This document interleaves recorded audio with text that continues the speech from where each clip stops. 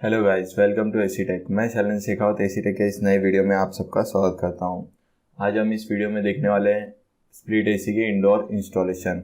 इसके पहले की जो वीडियो थी उसमें हमने देखा था आउटडोर किस तरह से इंस्टॉल करें। इस वीडियो में हम देखने वाले हैं कि इंडोर किस तरह से इंस्टॉल करें, पाइपिंग किस तरह से इंस्टॉल करें और पाइपिंग के लिए जो होल है वो किस तरह से मारा जाए। तो फ्रेंड्स, इस वीडियो में बने रहिए एंड तक ताकि आपको इंडोर यूनिट इंस्टॉलेशन के बारे में डिटेल्स में पता चल जाए। तो इस वीडियो में जो प्रैक्टिकल किया है वो है अविनाश बनकर ने और परमिंदर सिंह ने। तो इन दोनों को थैंक्स कहना चाहूँगा। तो फ्रेंड्स, चलिए चलते हैं आज की वीडियो की ओर।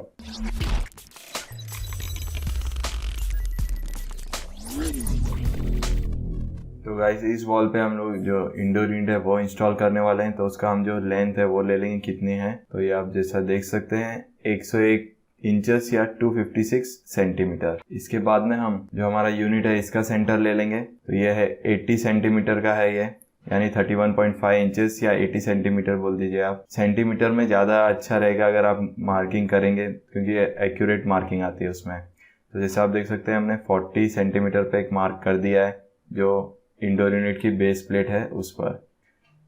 ओके, तो आप देख सकते हैं जो इंडोर यूनिट की बेस प्लेट है 1 इंच तक यहाँ वहाँ सरक जाती है। तो अगर आप ये जो इंडोर यूनिट का सेंटर है वो भी ले लेंगे तो भी कोई दिक्कत नहीं होगी। तो यूनिट की हाइट भी हम देख लेते हैं कितनी है। तो यह है 29 सेंटीमीटर। तो आप जैसा देख सकते हैं हमारा जो रूम की लेंथ है वो है 108 इंचेस या 256 सेंटीमीटर बोल दीजिए। तो इसमें से हम सेंटर ले लेंगे 104 इंचेस पे या 128 सेंटीमीटर पे। तो इसमें आप देख सकते हैं 6 इंच छोड़ के हमने एक मार्क कर दिया है, जो रेड कलर का आप मार्क देख सकते हैं। और इसी पे हम जो हमारा इंडोर का जो ब्रैकेट है वो रखेंगे। और तो आप जैसे देख सकते हैं हमने अभी जो सेंटर का स्क्रू है वो हमें इंस्टॉल करना है। तो ऊपर की जो मार्किंग है हमने सेंटर लेके की हुई है 104 पे, और ये मार्क और नीचे वाला मार्क हमने मैच किया है। और उसके बाद में हम एक मार्किंग कर देंगे वॉल के ऊपर मार्कर की मदद से। ये हमारी ड्रिल मशीन है, इसमें हमने 5 mm का HDS का जो ड्रिल बिट आता है वो लगाया है, जो क्विक फिट है। इसमें हमें की वगैरह से टाइट करने की ज़रूरत नहीं होती है, हैमर मशीन से इजीली फिट हो जाता है। तो ये हैमर मशीन की मैं लिंक आपको नीचे डिस्क्रिप्शन में दे दूंगा। ये मेरे 4-5 महीने हो गए ये मशीन लेके, मुझे अच्छी मशीन है AC मैकेनिक्स के लिए। आप वहाँ से आके इसकी स्पेसिफिकेशन देख सकते हैं। और फ्रेंड्स, एक और बात कहना चाहूँगा कि आप जब भी AC इंस्टॉल करें तो राउल प्लग, जैसे कि आपने देखा हमने राउल प्लग यूज़ किया है इसमें, वो यूज़ करें ताकि क्या है काम एकदम तरीके से हो और अच्छा काम हो आपका। तो फ्यूचर में कभी भी इंडोर यूनिट निकालना पड़े तो आप अगर जाएं तो आपको इजीली वो निकालने के लिए आसानी हो।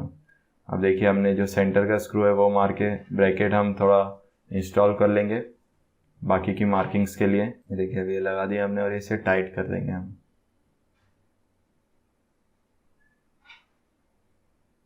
अब स्टार्टिंग में स्क्रू लगाने के बाद स्टार्टिंग में 1-2 हैमरिंग कीजिए और उसके बाद में स्क्रू ड्राइवर की मदद से उसे टाइट कर दीजिए।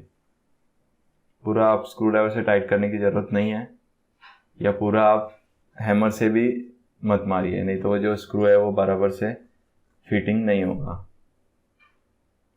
देखिए हमने जो सेंटर की लगा दी, और अभी इसके बाद में हम जो है इसकी लेवलिंग देख लेंगे। तो इसके लिए आप इस तरह से भी देख सकते हैं, या ऊपर अगर स्ट्रेट है आप तो ऊपर से भी देख सकते हैं, या तो इसके ऊपर एक आप लेवल बॉटल रख के भी देख सकते हैं।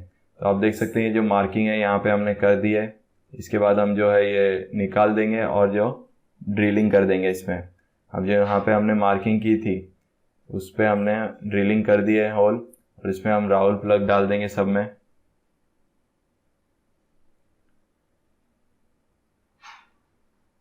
ओके, और फिर स्क्रू ड्राइवर की मदद से फिर से वो जो ब्रैकेट है उसे लगा के, और जितने भी हमने स्क्रू के लिए ड्रिल की है वो फिटिंग कर देंगे।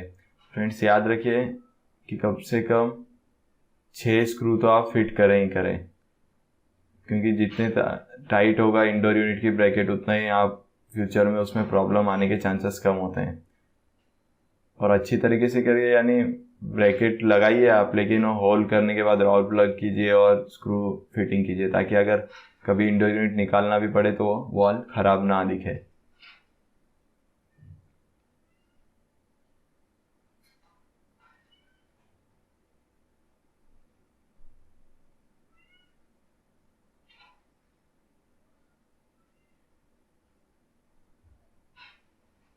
तो अब हमारा जैसे कि आप देख सकते हैं जो इंडोर का यूनिट है इसमें हमने स्क्रूज फिट कर दिए हैं। अभी स्क्रू ड्राइवर की मदद से हम जो है टाइट कर देंगे।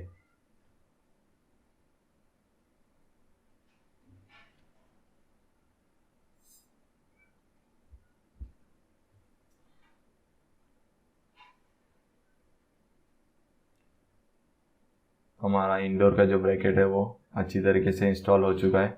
ओके, सारे स्क्रू हमने लगा दिए। इसमें हमने लगाए हैं 3 ऊपर लगाए हैं और 4 नीचे, यानी 7 स्क्रू हमने इंस्टॉल किए हैं। तो अब हमारे पास यहाँ पर है एक होल कटर, तो इसको पहले हम इंस्टॉल करेंगे। और इसकी जो साइज़ है वो है 65 mm, यानी लगभग 2.5 इंचेस, जिसमें से इजीली हमारे जो है पाइप्स दोनों जा सकते हैं, वायर जा सकता है और जो ड्रेन पाइप है वो इजीली जा सकता है इतने होल में से। ओके, तो देखिए इस तरह से हम इसे इंस्टॉल कर लेंगे। इसकी जो लेंथ है वो लगभग 1 फुट की है, यानी ये इजीली कोई भी जो दीवार है उसमें से बाहर निकल जाएगा। ये सेंटर में हमने एक ड्रिल बिट लगा दी है। ये पूरा सेट साथ में मिलता है एक। इसकी जो लिंक है मैं डिस्क्रिप्शन में दे दूंगा, आप ये जाके आपकी जो हार्डवेयर शॉप है वहाँ से भी बाय कर सकते हैं, और अमेज़ॉन या फ्लिपकार्ट पे अगर होगा तो मैं नीचे डिस्क्रिप्शन में लिंक दे दूंगा। ओके, इस तरह से इसे हम जो है टाइट कर लेंगे ड्रिल बिट को।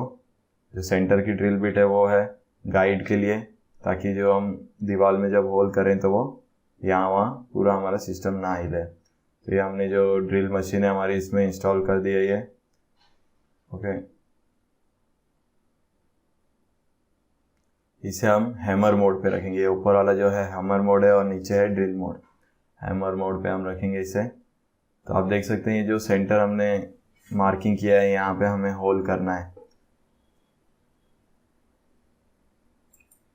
तो अविनाश ने अभी जो ड्रिल मशीन है उसे पकड़ लिया है अपने हाथ में, और इसका जो आगे का एक और हैंडल है इस मशीन के साथ में वो एक्चुअली अभी हमारे पास नहीं था। नहीं तो इस मशीन के अंदर एक आगे एक और हैंडल आता है जिससे जो ग्रिप है वो अच्छी मिलती है। तो इसमें हम लोग देख सकते हैं, अब जैसे कंक्रीट में होल नहीं कर रहे हैं हम लोग, जो ब्रिक वॉल है उसमें कर रहे हैं। ओके, तो देख सकते हैं इजीली जो है हमारी मशीन होल कर रही है। इस होल के लिए हम लोग जो यूज़ करते थे वो था एक ड्रिल मशीन हम यूज़ करते थे, बड़ी ड्रिल बिट होती थी उसमें, और वो मारने के बाद में हमें छीनी की मदद से या पाइप की मदद से फोड़ना पड़ता था दीवार। तो उसमें आप देख सकते हैं, आपने भी कभी काम किया होगा तो आपको मालूम है कि उसके अंदर काफ़ी टाइम लगता है। कम से कम 45 मिनट्स लग जाते हैं एक दीवार के अंदर होल करने के लिए, आधे घंटे से 45 मिनट तक ईजीली। और उसमें मेहनत भी काफ़ी ज़्यादा होती है, क्योंकि इंडोर यूनिट इंस्टॉल करने में सबसे ज़्यादा मेहनत इस होल में ही होती है। ओके, तो जैसा आप देख सकते हैं जो अंदर की मट्टी है, ये जो बीट है इजीली अंदर चला गया, लेकिन क्या है अंदर मट्टी फंस जाती है इसमें। तो बीच बीच में आपको जो है मट्टी निकालनी पड़ती है। ड्रिल बिट के आगे भी मट्टी फंस जाती है, उसे भी निकालनी पड़ती है, और जो होल है उसके अंदर से भी मट्टी निकालनी पड़ती है। तो अभी आप देख सकते हैं जो अविनाश है वापस ड्रिल बिट लगा रहे हैं। अभी है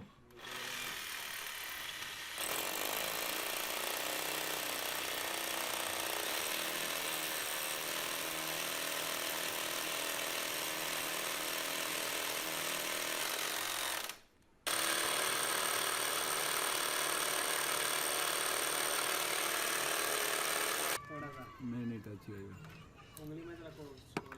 तो दीवार के दूसरे साइड एक बारीक होल हो चुका है, यानी कि जो सेंटर का हमारा बीट है, जो गाइड बीट है वो थोड़ा थोड़ा बाहर आने लगा है। आप देख सकते हैं थोड़ा वहाँ से धुआं आ रही है, यानी जो मट्टी है वो आ रही है, और वो अभी होल होने ही वाला है जस्ट। ये देखिए जो सेंटर बीट है वो आ चुका है बाहर, और जो पूरा होल है वो परफेक्टली एकदम होल हमारा कंप्लीट हो गया।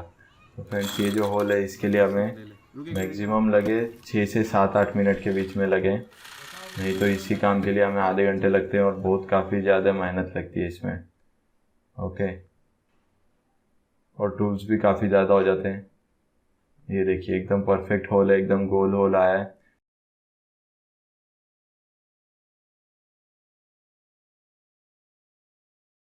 तो जैसे आप देख सकते हैं हमने होल राइट साइड में मारा है। नॉर्मली जो यूनिट है उसके होल लेफ़्ट साइड में मारना होता है ताकि जो पाइप है वहीं से बाहर निकले। तो अभी हमें जो पाइप है उसको राइट साइड में बेंड करना होगा। तो इंडोर यूनिट का जो हम पाइप है नॉर्मली आप देख सकते हैं ये लेफ़्ट में जाता है, तो इसे हमें राइट साइड में मोड़ने के लिए।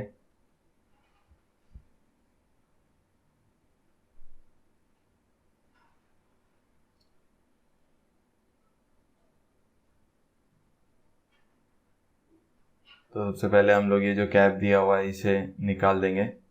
ओके, अभी इसके लिए आप एक हेक्सो भी यूज़ कर सकते हैं। अभी हमारे पास हेक्सो अवेलेबल नहीं थी घर में, इसीलिए हमने नोज प्लायर की मदद से इसे तोड़ा है। तो इसे तोड़ते वक्त थोड़ा ध्यान दीजिए ताकि आपकी जो यूनिट है उसमें क्रैक वगैरह ना आ जाए। ओके, तो अभी देख सकते हैं आप जो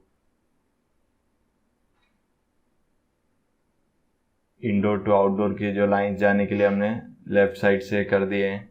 ओके, अब तो इस हमें लाइन है जो इसे बेंड करना होगा दूसरे साइड में। आप देख सकते हैं अभी अविनाश करेंगे इन्हें। ओके, तो इस तरह से आप पीछे सपोर्ट दीजिए पहले अपने एक हाथ का, और उसके बाद ही लाइन बेंड करें। अगर आप डायरेक्ट बेंड करने लगेंगे बिना पीछे सपोर्ट दिए तो लाइन के जो पिंचेस होने के चांसेस काफ़ी हो जाते हैं। तो पिंचेस लाइन में ये प्रॉब्लम है, रेफ्रिजरेंट तो पास हो जाती है लेकिन जितनी रेफ्रिजरेंट चाहिए होती है उतनी पास नहीं हो पाती। तो इसी वजह से क्या है, आपको तुरंत मालूम नहीं पड़ेगा लेकिन फ्यूचर में कस्टमर को कूलिंग की शिकायत रहेगी पिंच होने की वजह से। देख सकते हैं आप जो हमारा जो लाइन है वो एक साइड चली गई है और इसके बाद में हमने जो यूनिट है ऊपर टंगा दिया है। इसे खाली ऊपर टंगाना ही होता है। ओके, तो हमारी जो लेफ्ट साइड राइट साइड से जो लाइन आ गई है, तो अभी हमें जो पाइपिंग करनी है वो भी इजीली हम लोग फ्लेयरिंग टाइट कर सकते हैं। तो हम जो पाइपिंग आई है यूनिट के साथ में उसे ओपन कर लेंगे। इसमें हमने कुछ एक्स्ट्रा लाइन भी ऐड की है लेकिन वो बताऊंगा मैं कैसे किए, तो जो वीडियो की लेंथ है काफ़ी बढ़ जाएगी, इसीलिए वो हमने नहीं बताया। तो देखिए अब जो इंडोर यूनिट की हम लाइन की लेंथ ले लेंगे, जो है छोटी वाली लाइन से बड़ी जो लाइन है 1/4 से हाफ के बीच में, वो है 11 से 12 सेंटीमीटर। तो इसी के ऊपर हम लोग जो है दोनों लाइन को दूर आगे पीछे रखेंगे और जो इंसुलेशन है बाहर की उसे हम देखिए हम रैपिंग कर देंगे उसे इंसुलेशन के ऊपर। उसमें पाइप ले लिया। अगर आप चाहें तो इसके अंदर आप जो ड्रेन लाइन है वो भी ले सकते हैं, लेकिन क्या है ड्रेन लाइन हमें साइड से लेनी थी ताकि आप फ्यूचर में खोलने के लिए आपको पूरा सब नहीं खोलना पड़े, डायरेक्ट ड्रेन लाइन वाला आप अलग से खोल के बाहर ले सकें। इसीलिए हमने इसमें ड्रेन लाइन साथ में नहीं ली हुई है।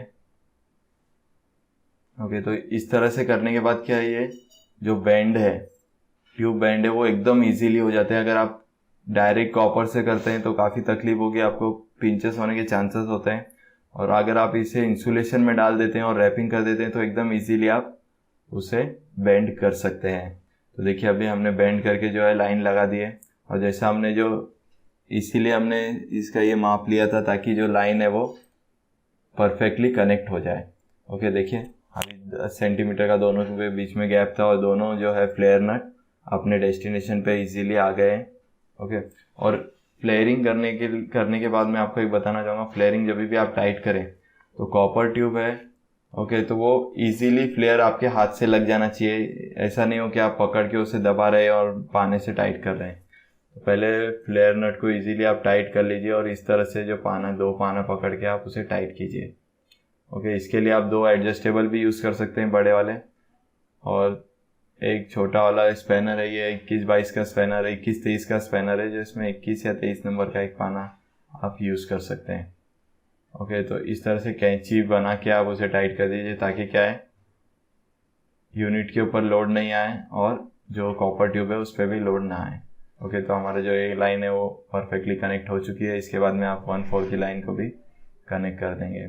और काफ़ी टाइम मैंने देखा है कि 1/4 की लाइन के लिए भी लोग बड़े एडजस्टेबल यूज़ करते हैं, वो भी ठीक है, लेकिन आप अगर छोटे पाने यूज़ करेंगे तो आपको मालूम पड़ता है कि आपकी जो ताकत है वो कितनी लग रही है, क्योंकि बड़े वाले एडजस्टेबल से काफ़ी हार्ड तरीके से टाइट हो जाता है और कई बार क्या होता है जो फ्लेयर है वो ख़राब हो जाता है।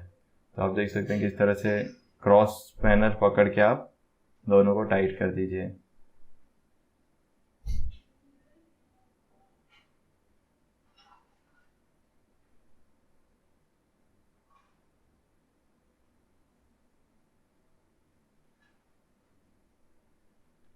तो हमारा इंडोर का जो दोनों फ्लेयर नट है वो टाइट हो चुके हैं। इसके बाद में हम आउटडोर के दोनों फ्लेयर नट टाइट कर देंगे, और जो आउटडोर में इंडोर की जो वायर आई हुई है, जो हमने वायर इसके साथ में छोड़ी थी, उसे भी आउटडोर के दोनों टर्मिनल्स पे कनेक्ट कर देंगे।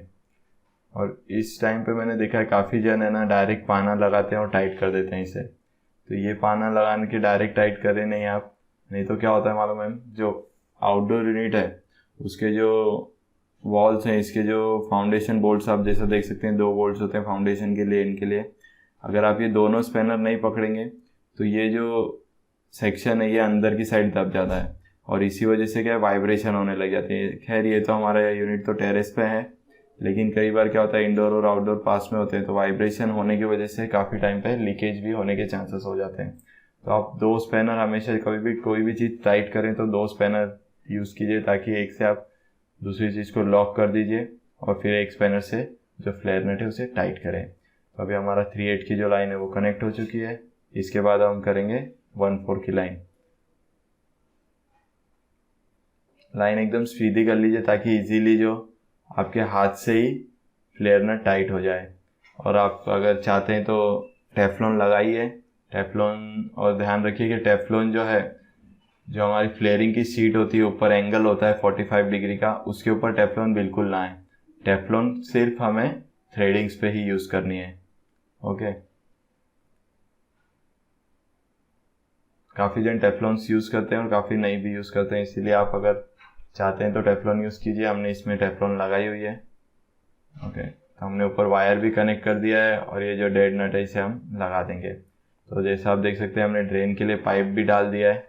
ओके, ये जो पाइप है ये डाल दिया है हमने। इसके बाद में हम साथ में इनको सबको रैपिंग करके आगे ले जाएंगे। ओके, ताकि कभी भी हम रैपिंग खोलें तो हमारे जो फ्लेयर नट है वहीं से खुले और पूरा हमको खोलने की ज़रूरत ना पड़े, ये फ्लेयर नट और ये इतना पोर्शन ही खुले। ओके, तो इसके बाद हम जो आउटडोर से वायर आई हुई है उसकी वायरिंग कर देंगे। ये देखिए 2 वायर तो पहले से कनेक्टेड है।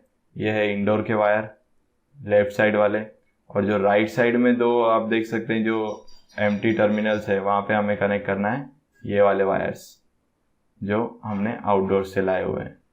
ये देखिए जो आउटडोर का वायर है ये हमें यहाँ दोनों कनेक्ट करने होंगे, ताकि जो इंडोर से जो सप्लाई आउटडोर को जाती है वो ये 2 टर्मिनल से जाती है।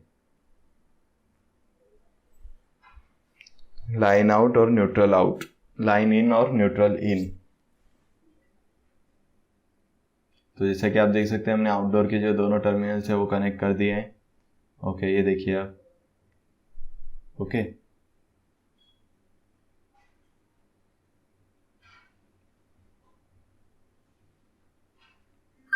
ये इंडोर की सप्लाई है जो मेन सप्लाई से अंदर आएगी, और ये जो है आउटडोर को जाने वाली सप्लाई है। काफ़ी यूनिट्स में अभी ऐसा भी होता है कि आउटडोर में सप्लाई होती है तो आपको वहाँ पे सप्लाई देनी होती है। आप वायरिंग चेंज करके ये भी कर सकते हैं। तो हमारे जो इंडोर की सप्लाई है वो यहाँ पे आप देख सकते हैं, पहले से बिल्डर ने एक पॉइंट दिया हुआ था वहाँ पे, तो वहाँ से हमने दे दिए डायरेक्ट। ओके, और देख सकते हैं हमने रैपिंग भी कर दी है। इसके बाद वाली वीडियो में हम लोग जो है आउटडोर यूनिट को, R32 का यूनिट है ये, तो आउटडोर यूनिट को किस तरह से वैक्यूमिंग किया जाए और गैस चार्ज की जाए ये देखेंगे। तो फ्रेंड्स, इस वीडियो में बने रहने के लिए शुक्रिया, और अगर आपको ये वीडियो पसंद आई है तो प्लीज़ इस वीडियो को लाइक कीजिए और हमारे चैनल को सब्सक्राइब कर लीजिए। तो फ्रेंड्स, फिर मिलेंगे नेक्स्ट वीडियो में। जब तक के लिए goodbye and have a nice day.